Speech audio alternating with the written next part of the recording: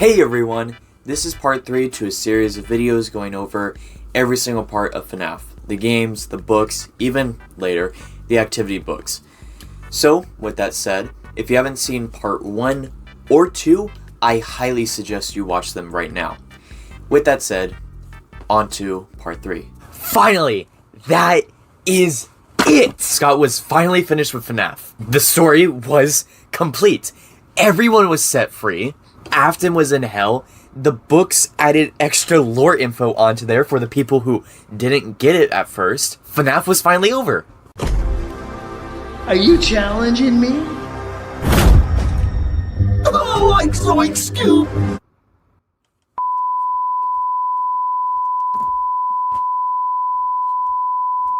The FNAF story was finished. Most loose ends had answers, the books were finished, the games were finished, but now we had FNAF VR. With the main series of games just finished, surely FNAF VR would just be a collection of short little VR minigames as advertised. Released May 28th, 2019, just under a year after UCN's release date. FNAF VR was the first game not fully developed by Scott. Rather, it was made by Steelwool Studios, founded in 2012. Remember that name. I'm gonna say it a lot in part 4. Steelwool was previously known for their mass hit games like Mars Odyssey, Bounce, Fly Hunter Origins, and... What? Okay, maybe they don't have the best known track record, but they can at least make games. Plus, Scott trusted them, so surely this game would be amazing. I'll just start proofreading my will now. It was almost exactly as advertised. It was a ton of FNAF games in VR, taking you all the way from FNAF 1 to FNAF 4 with new gameplay for each minigame. FNAF 1, FNAF 2, FNAF 3, Dark Rooms, Parts and Service, Vent Repair, and Night Terrors. All with blacklight variations, which made the minigames harder. It was a welcome addition, just something fun for fans to play. Sure, the game wasn't exactly the most polished, but VR was a very difficult thing to code with back then, and even now. Also, all the levels had secret collectibles like coins, which could be used to unlock items at a price counter, and audio tapes. That's when each one is collected, a bunny man will slowly make their way towards you. Huh. That's weird. What's also weird is what the tapes say. Fazbear Entertainment was using the VR game to make fun of their past and undo bad PR that came from Scott's games, which are now canon. Also, there's something in the VR game that a game tester found, which caused him to go crazy and cut off his face. Also, probably unrelated, but Fazbear Entertainment scanned in code from old animatronics. This code is causing glitches like a bunny man to appear. Who else do we know has a correlation with bunnies that was also old and refuses to die? Gee, I wonder. So they probably found the Pizza Sim location, scanned in Afton, who's now possessing the game as the Glitch Bunny. Hey Steelwool, what should we name it? Let's see here. We have Springtrap, we have Scrap Trap. What should we name this new, glitchy variant? I got it! Mal-hair. Get it? Cause hair, cause it's a rabbit, and then malware, cause it's bad. And... It's named Glitch Trap. Damn it! Also, the game has 3 different endings. The easiest ending is where you complete all the VR minigames and go through a maze called Pizza Party. After getting to the end, the player will be led behind the curtain by Glitch Trap before becoming Freddy as Glitch Trap dances around you. You, just like the missing kids, have been stuffed into Freddy. The next 2 endings occur after collecting all the tapes. By listening to them, you'll be given a guide to... Let it approach you. Let it begin to merge with you. Play the music and flip the switch. That will cause a hard restart of the game and flush the memory, effectively killing it. If you fail to do what Tape Girl says, you will switch places with Glitch Trap, meaning he's merged with you and has taken over your mind. Alternatively, if you do exactly what Tape Girl says, you'll be put behind a metal doorway as Glitch Trap locks you and dances away. Regardless of the ending, ultimately, you, the player, still lose, whether it's getting stuffed in Freddy, being locked inside the VR experience, or merging with Glitch Trap. You will always lose. So, Afton was back in a digital form, taking over the minds of everyone that played a game that was released massively to the public. The future of FNAF was going to be huge, with Glitch Trap essentially controlling the minds of millions. But some people were still a little iffy when it came to the lore of the series, and so Scott, knowing that the games would only be moving forward, wanted to release more books that would explain some of the past parts of the lore, similar to what Silver Eyes did. Scott would be making even more books with a new series of short stories called Fazbear Frights. But before that book could be released, Stillwell was planning out and making a Halloween DLC to Help Wanted, alongside a AR FNAF game called FNAF Special Delivery, made by a separate studio called Illumix. It was supposed to be like this kind of like FNAF Pokemon Go-esque type of game, and it would finally be released to Android and iOS on November 25th, 2019. But before that, Stillwell released the Curse of Dreadbear DLC, the Halloween DLC, to FNAF VR. The jack-o'-lantern. The chocolate ice. It was the exact same as the base game, with new Halloween minigames and a secret white bunny mask that could be found. When worn, while holding a glitch trap plush that you get after getting any ending, this dialogue plays. Yes, I hear you. I know. No. There's no miscommunication. I understand. Yes, I have it. I made it myself. I think you would like it. No one suspects anything. Don't worry. I'll be ready. And I won't let you down. It will be fun. So with that said, we can finally talk about FNAF AR, released by Illumix on November 25th, 2019. Hello, ice cream. My name is Markiplier, and welcome to my mouth. I think the game itself is pretty self-explanatory. There's a free service that sends you animatronics, and they eventually become corrupted and try to kill you. All you have to do is stop the animatronics by tasing them. After surviving for long enough and dealing enough damage, you will win the encounter and get to keep the animatronic, and it's, part of your little collection.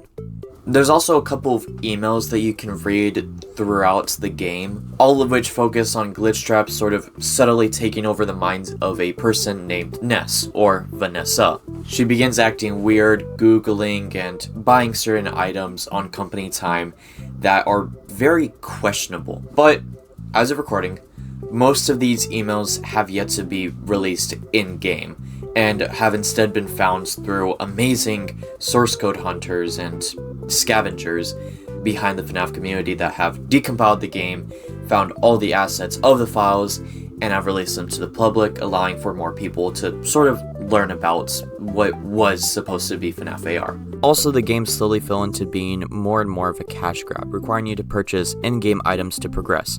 Illumix has been under a lot of controversy regarding the company's decision to practically abandon FNAF AR without telling anyone, and underpaying voice actors and developers working on the game, alongside ghosting voice actors that were supposed to be part of the game, like Ballora's voice actor, Michelle Moss. With that said, and a pretty long time until a next mainline title, which would be a fully 3D FNAF experience, majority of the fans' time was taken up by the new Fazbear Frights series of books, which would be releasing every so often, every couple of months or so. All of this started, of course, with... We're going back in time to the first Thanksgiving to get turkeys off the menu.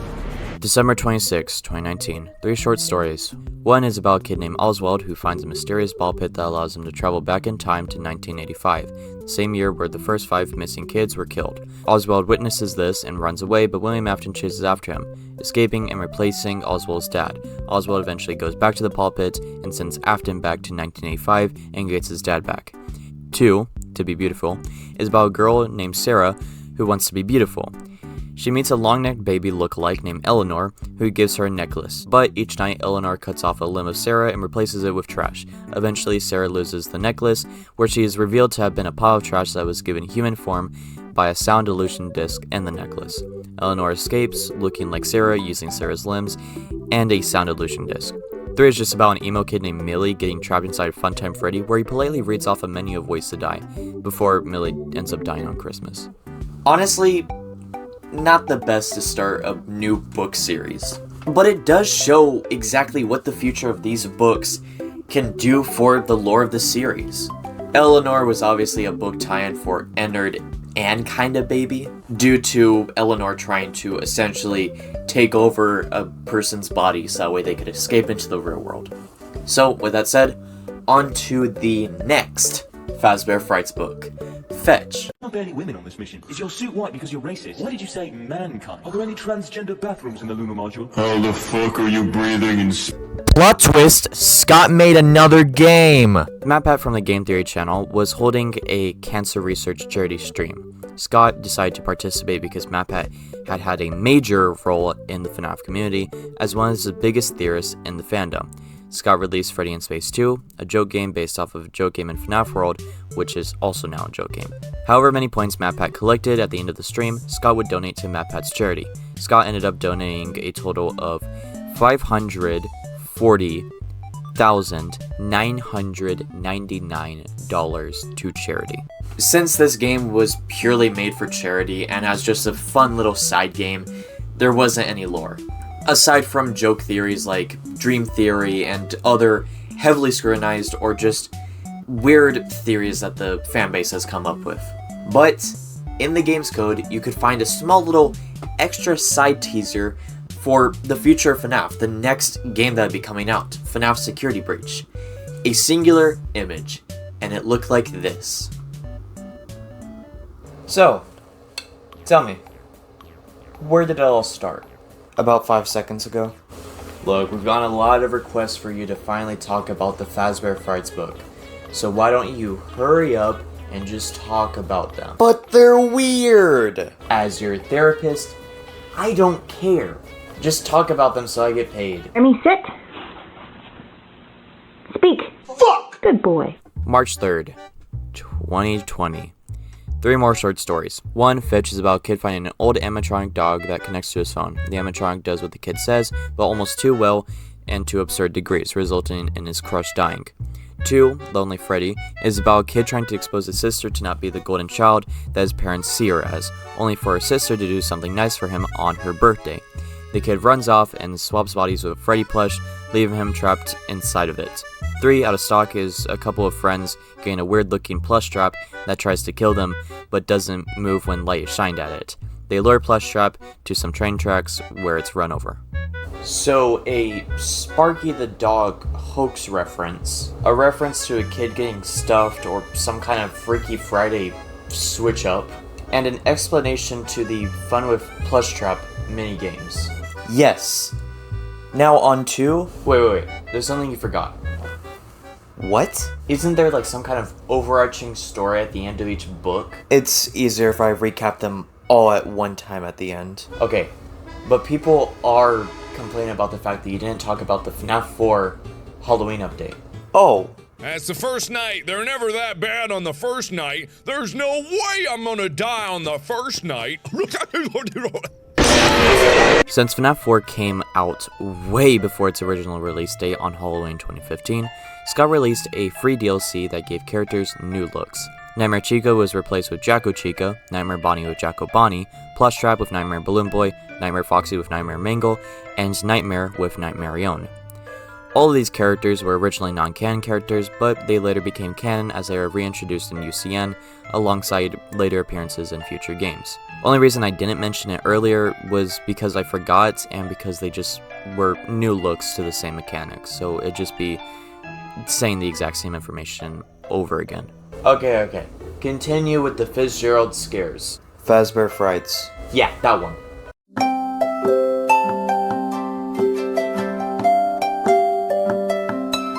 May 5th, 2020. 3 more short stories. 1, 1:35 a.m. is about a person finding an alarm clock doll that looks a lot like Ella from the Silver Eyes trilogy, which is the first Charlie bought. The person throws out Ella after it doesn't go off, but it continuously wakes up the person despite being gone. Eventually, the person starts to go insane and dies inside a vent system. 2, Room for One More, is about Stanley, who works the night shift. Every night he sleeps on the job and mini arenas begin to sneak into his body, while he dreams about the fun time animatronics. He eventually dies, swollen from the amount of mini arenas inside of him. 3, the new kid is just about some kid leading a new kid to the Golden Freddy costume where he's killed. Upon returning to the dead kid inside of Golden Freddy, the kid finds a different kid inside Golden Freddy's suit instead of the person that he ended up killing, before also being killed by the Golden Freddy suits. So, not much lore? Aside from adding to the idea that there's 2 spirits inside of Golden Freddy, and yet another allegory for Enter taking over someone's body? No. Next one? Yeah. Was that the bite of 87? July 7th, 2020. 3 more. Look, man, I can't keep doing this. All the stories are either pointless or weird. And this is barely book 4. Sorry, did you say something? One Step Closer is about a kid bullying his younger brother. His younger brother is afraid of Foxy, so his older brother brings him to Foxy. As the older brother is walking away after his epic prank, he's cursed by Foxy to lose an eye and an arm. He then dies and is forced to watch within his dead body as an arm and eye are removed in surgery. 2, Dance With Me. Someone steals a woman's glasses that, when worn, show Ballora dancing. As the person that stole the glasses continues stealing, Ballora will slowly get closer, but upon returning the stolen items, Ballora begins to move away, ending in the person returning the woman's purse and glasses, leaving Ballora behind. 3, Coming Home is about Chica taking the ghost girl named Susie, both being the same spirit composed of different emotions. So, this is the remnant you've been rambling on for the past 6 hours about. Kinda. See, as brought up by many of the stories, and as we'll get to later, the stingers, different emotions have different strengths and can produce different types of hauntings. The most powerful emotion of all being, of course, agony. This is how Afton kept coming back. This is how the spirits, after being killed, possessed the animatronics. It's because they were filled with agony, they were angry, they were hurt, and so they were able to possess things easier. It's also how Susie acts in Coming Home. So, remnant is the metal soul juice. What's this agony stuff? Emotional metal soul juice can be either peaceful, like Susie, or very, very angry, like Chica, just depending on how it feels and what caused it to be made. Okay, so this book is a correlation to Michael bullying the crying child, confirmed to be his brother. As a result of the bullying, the older brother dies, but possesses his own body, like Michael after being scooped. Bingo! And Dance With Me is utterly pointless, and Coming Home is just to introduce the idea of 2 different types of emotional spirits. Yeah. Hi? Or didn't I do it for you? Didn't I do it? Didn't I? When all I did was for you. Uh-oh, it's a shotgun? September 1st, 2020. 1. Bunny Call is about a family very similar to the Aftons going to a camp. The father, a stand-in for William Afton, purple guy, signs his family up for a bunny call, where the camp counselor will come to their cabin and wake everyone up at 5 a.m. with symbols. At night, the father regrets this and goes outside and talks to another man about their poor past with their parents. The father gets back, fends off the bunny man until 6, where he's told that the camp counselor who does the bunny calls had overslept, meaning that there shouldn't have been one that night. Ooh, spooky. So, reference to the Afton family, William being a bad dad, and the animatronics only being vicious until 6 a.m. Yeah. 2. In the Flesh is about a VR game developer making a game where Springtrap chases you around a maze. The developer begins to torment Springtrap as a way to allow his anger from a divorce. Over time, the developer gets a pain in his stomach before cutting it open, where an infant Springtrap crawls out, calls the developer daddy, and escapes, causing the developer to bleed out and die. Impreg story that probably results in the overly realistic plush trap from Out of Stock. Right. Noted. 3. The Man in Room 1280 is about a child spirit named Andrew keeping a burnt William Afton alive despite being in a nearly dead coma. Ultimate Custom Night and Golden Freddy? Yup. Let's go! I'm so good at this! December 29th, 2020. Blackbird is about a group of friends making a film with one of the friends, Sam, in a Blackbird costume. Sam is then killed by a train. From this, Noel, the other friend, is then tormented by a blackbird in his daily life and dreams, hearing a screeching or low humming whenever he sees it. Eventually, he is freed from the curse.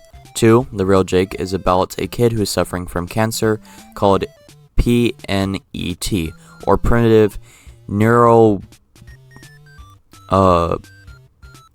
ectodermal tumors. Every night, Jake talks to a small toy which has a baby monitor in it that goes to Jake's dad, Evan.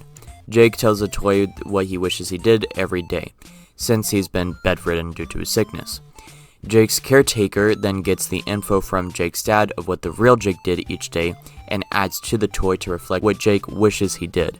After some time, Evan dies, and Jake's caretaker is unable to do all the things that the real Jake did to the doll. Jake's condition gets worse until he dies and ends up possessing the real Jake toy. 3. Hide and Seek is just about some Fazbear employees cheating a game and then getting haunted by a shadow Bonnie until they beat the game without cheats.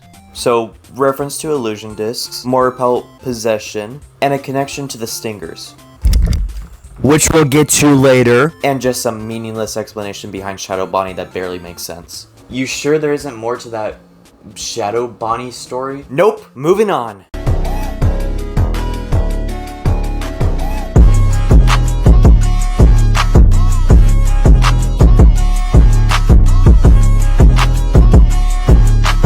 March 2nd, 2021, the new year. The next FNAF mainline game was moved back due to a certain pandemic, but it was slated for release in a few months' time, likely in May. But before that, we had a few more books. 1. The Cliffs is about a single father raising his son. His son is then kidnapped, driving the father to mental instability, where he pretends his son is a small Freddy plush.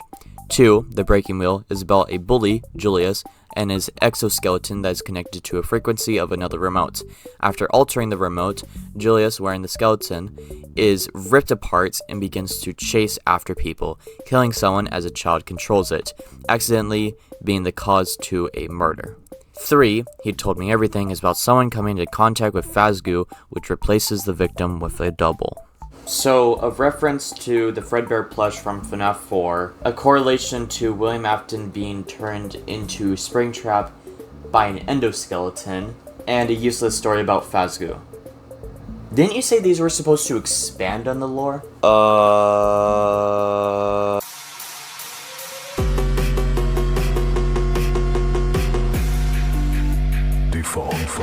The next mainline FNAF game was delayed, again, to December. Fans were outraged, so Scott released a small game to hold everyone over on April 28th, 2020. Another joke game in the style of a beat-em-up featuring the Glam Rocks, which would be appearing in FNAF Security Breach. No lore, just a fun little game.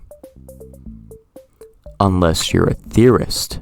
What? Yeah, I have a lot of respect towards the FNAF theorist community, but I think a lot of them pick apart very minute details of essentially joke games just to their bare essentials, or even further, just to make some random theory. Security Breach Fury's Rage was just supposed to be a small little joke game for fans that are waiting for Security Breach to actually release. But couldn't there still be lore? Let me ask you this. Did Freddy in Space 2 have any lore in it? It was a joke game made for charity. No lore. It was just to be fun. So this one probably doesn't either. Heck, you have a alligator spinning while yelling protein shake, and Scott Cawthon's online character, Anim Dude, with a bulge. Do you really think there's gonna be that much lore? Moving on. Golden Freddy, I hope nothing bad happens to you. What do you want? I always come back. May 1st, 2021. 1. Gumdrop Angel is about a drama kid who eats a gumdrop from a human-sized gummy at a party. She then slowly becomes a gumdrop person and gets eaten 2. Sergo's Lucky Day is about a person named Sergo seeking out advice from a Lucky Boy toy. The advice is good, but eventually turns dark as he's mutilated and maimed in an attempt to look more attractive. 3. What we found is a Fazbear Frights worker from FNAF 3 finding Springtrap, dealing with Springtrap, and then being burnt by Springtrap after hiding in an oven. Useless story, and a reference to FNAF 3?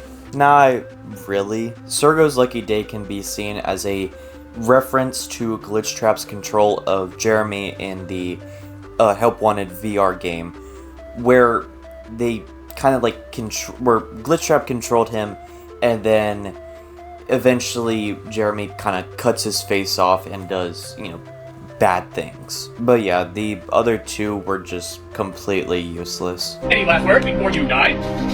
Can I at least say goodbye to Cassidy's? Cassidy's? Who's Cassidy's? Cassidy's nuts in your face?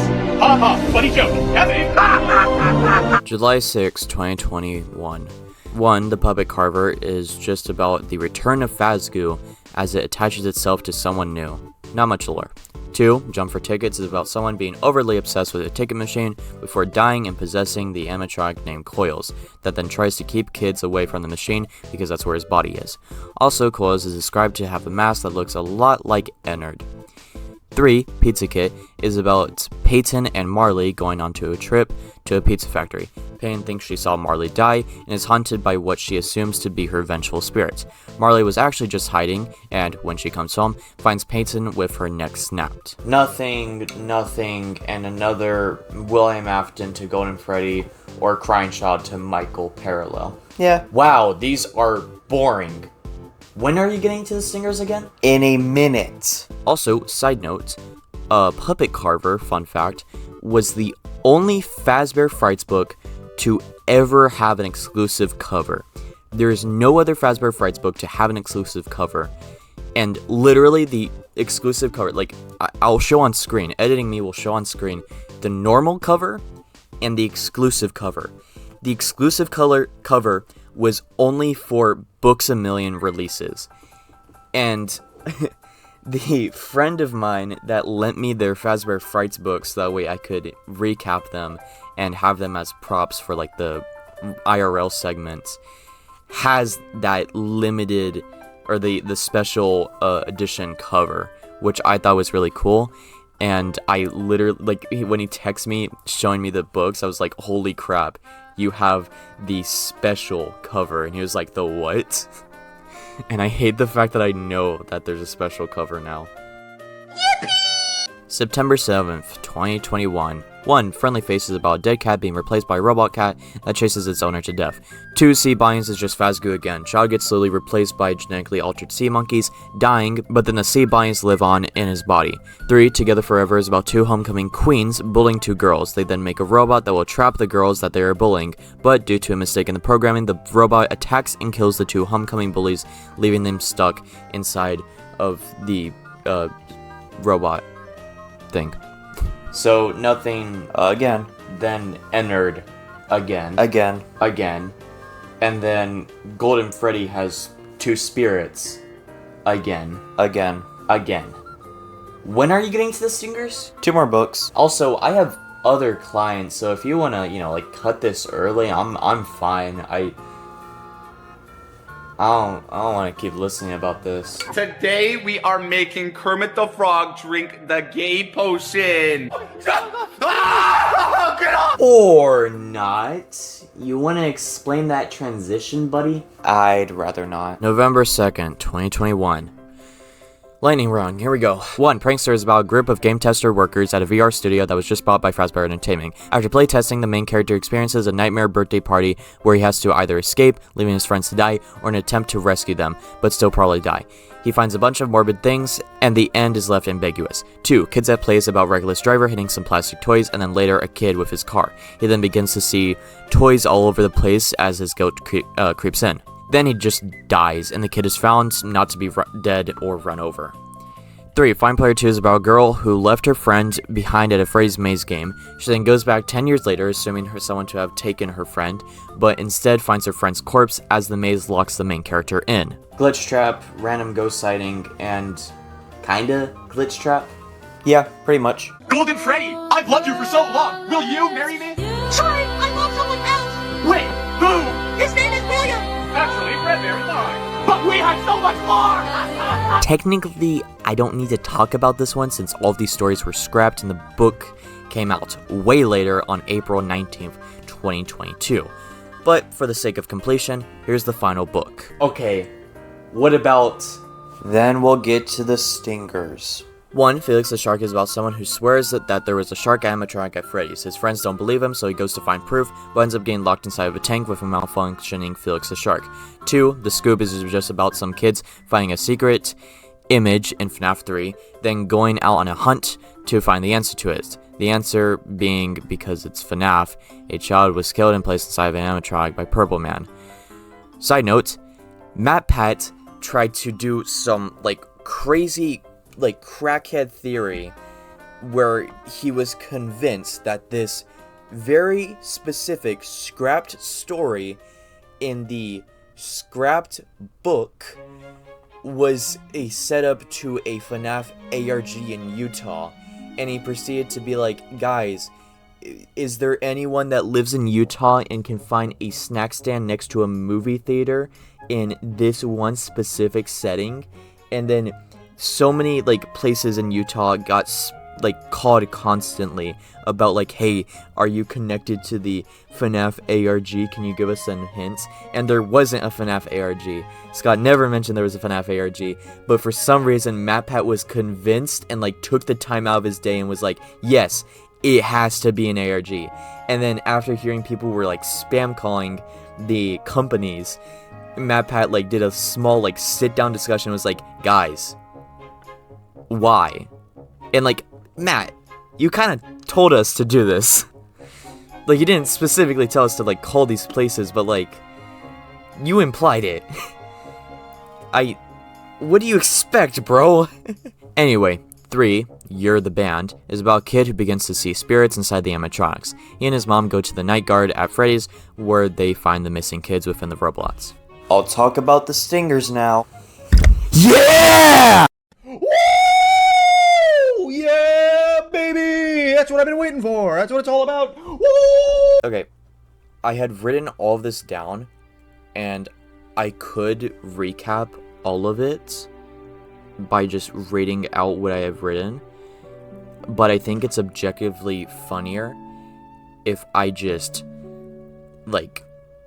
say everything here and now. So here we go. Ready? Yay. Okay, so you have these two scientists, you have Taggart and Phineas, and they proceed to make this theory that all hauntings are caused by spirits' emotions, and agony is the strongest of these emotions that can cause hauntings. And so they take a bunch of agony infused items like the real Jake plush and a alligator mask, and then put them into an endoskeleton just to see what happens. The result of which is a crazy endoskeleton thing with two spirits inside of it that then touches Phineas, and Phineas just dies, and then it escapes. And so then the spirits inside of it start talking. One of them is Jake, who died in a very loving household and, died essentially happy for the most part. And then the other is Andrew, who was killed by Afton, and basically when he died, he exploded his spirit to attach itself to all nearby objects that all became haunted with him, alongside attaching himself to Afton. And Andrew's the kid that's keeping Afton alive after he died. And so Jake then makes his entire side quest to go and collect every part of Andrew to get Andrew back together and make him whole, so that way Andrew can move on. And then Jake almost moves on, but then goes back for Andrew because he's like, no, I gotta protect Andrew, I gotta save Andrew. And so they do all of this, and eventually they collect the Fetch animatronic, they collect the Ella doll from 1:35 a.m. They collect the plush trap remains and everything. They collect it all, and Andrew is almost back together. Then they make their way to like a trash pile, then there's also this like cop guy named Detective Larson, who's looking for this like mysterious entity called the Stitch Wraith, which has been killing people because due to the amount of agony in Andrew, and the pieces of Andrew that they're collecting, the Stitch Wraith basically touches people and all the agony like goes inside of them and then they just die. And so, obviously, a lot of people have been dying, so the Stitch Wraith has gained its name, and people are very, afraid of it. Anyway, so they make their way to, like, the giant trash pile and collect the last piece of Andrew, but, now that Andrew is, set free, and since he attached himself to William Afton's spirit is also technically free, but William Afton's funny, and so since Andrew is attached to William Afton essentially like takes over all the things that are attached to Andrew and becomes this like giant trash rabbit that then basically crushes Jake and then almost kills Larson, but then Larson like sacrifices himself because he's there for some reason. Larson sacrifices himself and that's it. Boom. Stitch Wraith's stingers are done. But then it continues. Turns out Jake didn't die, and Larson didn't die either. Larson wakes up in the, was in like a hospital, and is like, I need to figure out like how these hauntings are happening. I need to understand it all. And so he starts looking for Taggart, which is Phineas's assistant. And then Jake is still inside the Stitch Wraith, and so Jake is like, I need to find Larson. I need to explain these things. I need to, talk to Larson. But then while Jake is looking for Larson, he finds a homeless girl who is revealed to be Eleanor. And then Eleanor is like, ha ha ha, you fool. I'm gonna manipulate now. And then do horrible things. And so she does that to Jake and eventually traps Jake and Larson inside of the ball pit that was like the first story that leads them to 1985. And so Larson has to like avoid all of these like night terrors and nightmares and all these stuff, while Jake, kind of just like does soul magic things and then sets all the rest of the spirits free by sacrificing himself, allowing Larson to escape. Larson then escapes and finds Taggart, and Taggart's like, hey, so soul things happen, and Larson's like, damn, that's crazy. And then Taggart gives him a little pendant, and then Larson's like, cool, am I safe now? And Larson's like, and then Taggart's like, yeah. And like that's literally it. That's how it ends. It's so like underwhelming after like a decent ending with the trash rabbit. Thankfully, he's oblivious to the Springtrap Impreg story. Unlike you, now you remember that. That's been on the back of my head for the past month. Yay! Didn't you say these were supposed to expand on the lore? Well, there's this possible theory called Stitchline Games, which essentially says that all the stingers take place in the games. Eleanor's baby after she got kicked from Ennard, and essentially majority of the book's majority of the book stories take place within the games. Personally, I don't believe it. While I think Remnant is emotional soul juice rather than just normal metal soul juice, I don't think the stingers and other parts of the books take place in the game, mostly because of how absurd some of the stories are, and the continuity issues that would essentially take place if they were accurate to the games and be part of the games. Like how Golden Freddy is possessed by two spirits while also being possessed by different two spirits, or how is there multiple plush traps that are evil, one of which got destroyed, and that's it. Like, no one mentioned it ever again. Also, Scott has made a point that the books are meant to be side stories, and some would expand on lore ideas for theorists. That's what he said about the Silver Eyes trilogy, and then later about the Fazbear Frights books. While I think Stitchline Games has a good theory behind it, better than some other theories that this fanbase makes, I doubt its legitimacy. I refuse to believe that the games take place in the same continuity as a VR Springtrap Impreg story. Huh. Okay. So when does the next FNAF game come out? December 16th, 2021.